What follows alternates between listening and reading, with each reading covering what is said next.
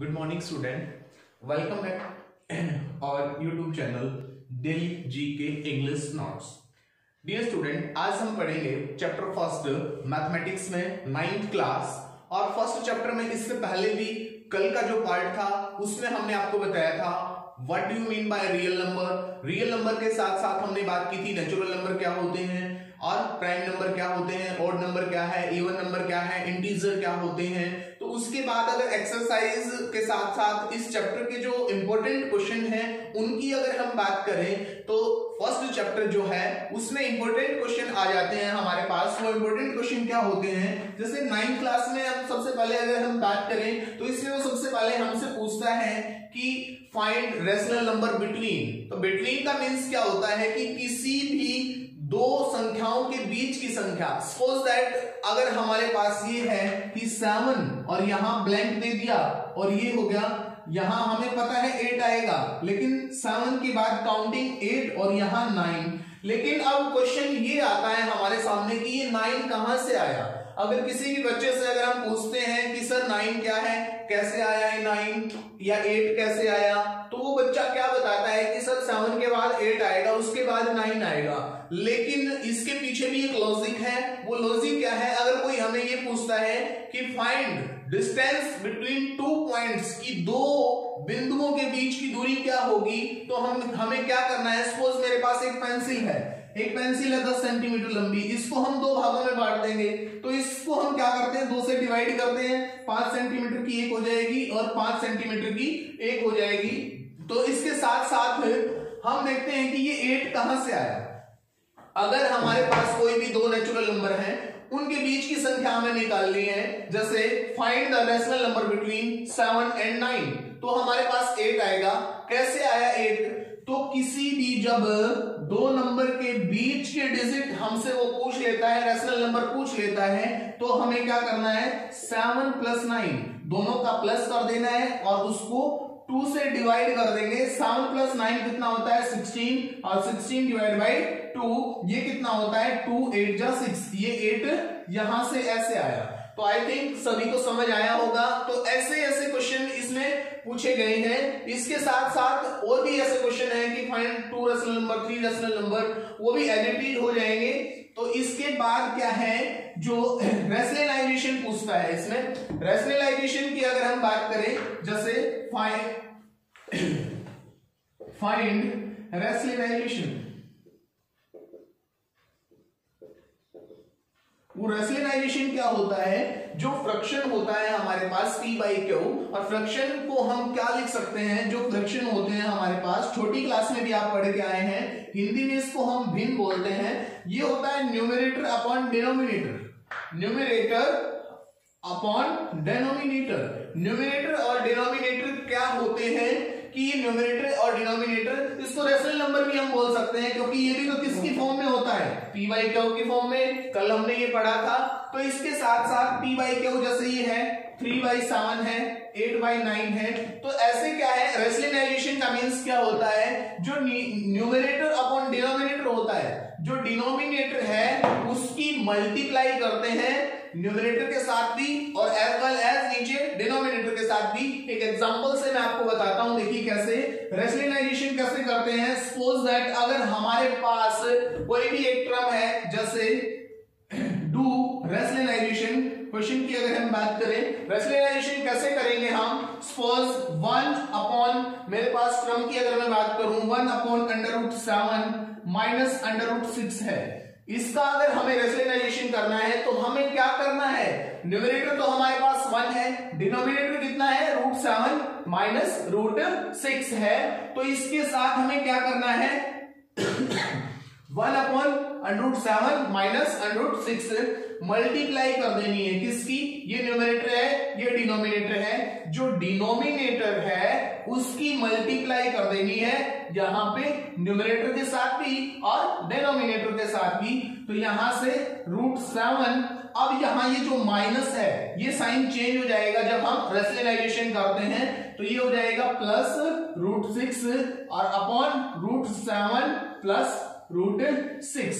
अब देखिए यहां से √6 प्लस √7, अब इन दोनों की मल्टीप्लाई अगर करते हैं √7 प्लस √6 अपॉन ये हमारे पास एक आइडेंटिटी बन जाती है a minus B and a plus B.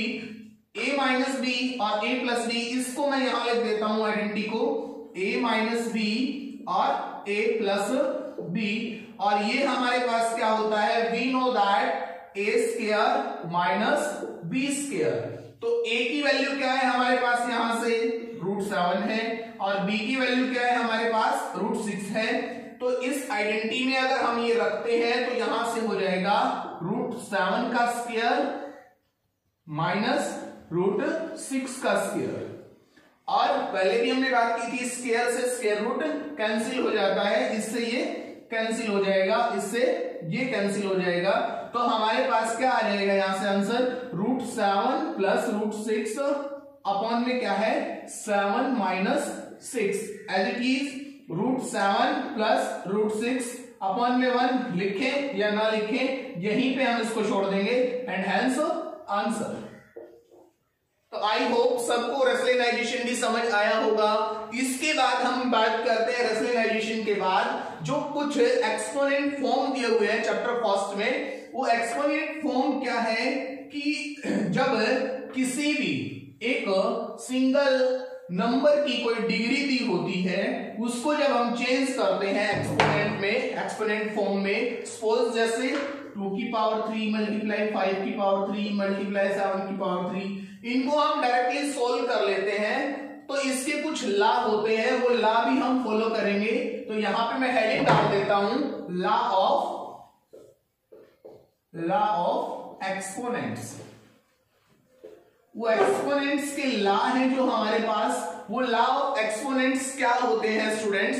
देखिए सबसे पहले जो लॉ है हमारे पास, सबसे फर्स्ट लॉ है, वो लॉ हमें क्या कहता है, यहां से अगर a की पावर m है और मल्टीप्लाई a की पावर n है, तो यहां से हमारे पास ये फर्स्ट लॉ है उसका।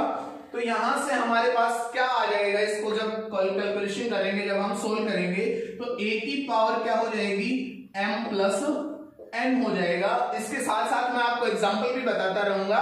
देखिए कैसे, जब a की पावर m है, a की power m is equal to क्या हो जाएगा, a की पावर m प्लस n हो जाएगा।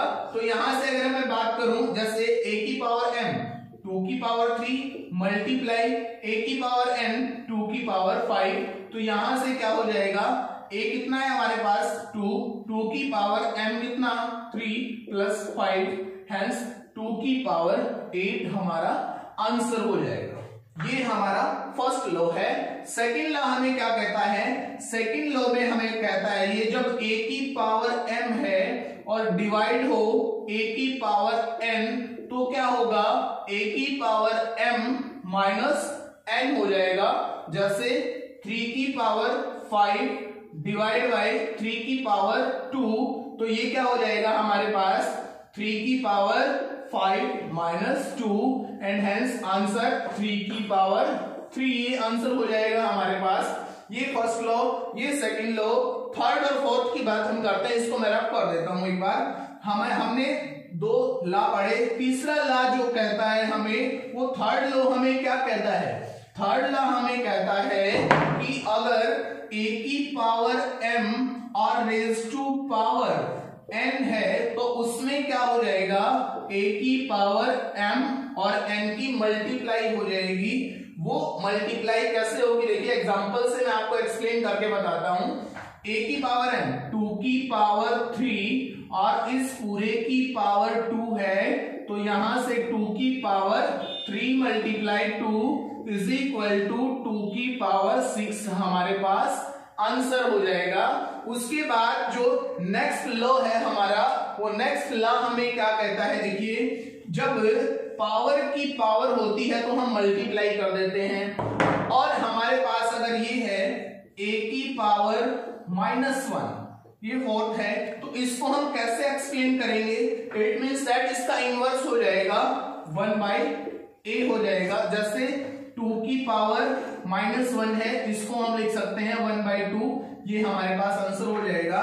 और एक और फिर यहां से अगर किसी भी चीज की पावर हमारे पास 0 है, इट मींस दैट वो 1 होगा, चाहे वो लिविंग बीइंग हो चाहे नॉन लिविंग बीइंग हो, किसी भी चीज की पावर अगर 0 है तो इट मींस दैट वो 1 है। सपोज a की पावर 0 1, यहां राम है, राम की पावर अगर 0 है तो 1 है, क्योंकि किसी भी चीज की पावर जब 0 होती है तो वो क्या हो जाता है, 1 हो जाता है। तो इसके साथ जो आपकी बुक में क्वेश्चन दिए हुए हैं, मैं क्वेश्चन एक बार यहां सॉल्व करवाता हूं आपको, जैसे लॉ ऑफ एक्सपोनेंट्स के ऊपर ही बेस्ड हैं। जैसे क्वेश्चन है आपकी बुक का, क्वेश्चन करवाता हूं मैं एक, जैसे 2 raise to power 3/2, 2 raise to power 3/2 multiply 2 raise to power 1/5। तो यहां से जो सबसे पहले फर्स्ट लॉ जो हमने पढ़ा था वो इस क्वेश्चन को फॉलो कर रहा है। तो यहां से हमारे पास हम लिखेंगे a की पावर m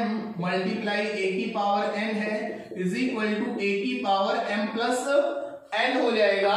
तो यहां से इसका सोल्व कैसे करेंगे हम, a की पावर m है, a की पावर n है, तो यहां से 2 की पावर 3/2 प्लस 1/5 बाय एलसीएम इसको हम सॉल्व कर लेंगे।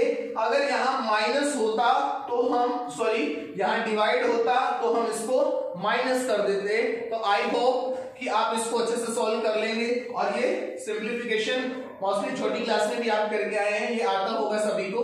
तो इसके साथ साथ डिवाइड में अगर यहां डिवाइड होता है तो माइनस कर देते हैं, पावर की पावर होती है तो मल्टीप्लाई कर देते हैं।